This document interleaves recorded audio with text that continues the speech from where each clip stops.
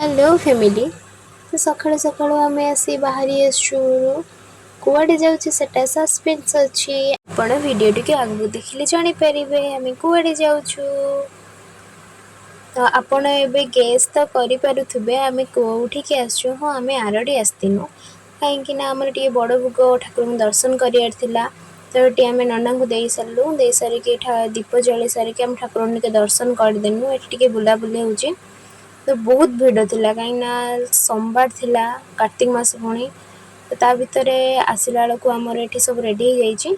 तो आम घर सन एक भोग को पाई सारिकी तो घर को चलू।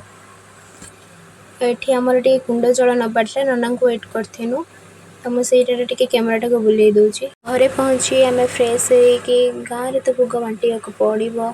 तापर भोग बांटी सारी मैं से पा पी दूची तो पानी पी सारा जाऊँगी मु शुवाई। तो वीडियोटी भल लगी लाइक कमेंट शेयर करने भूलनी। देखा नेक्स्ट ब्लॉग रे।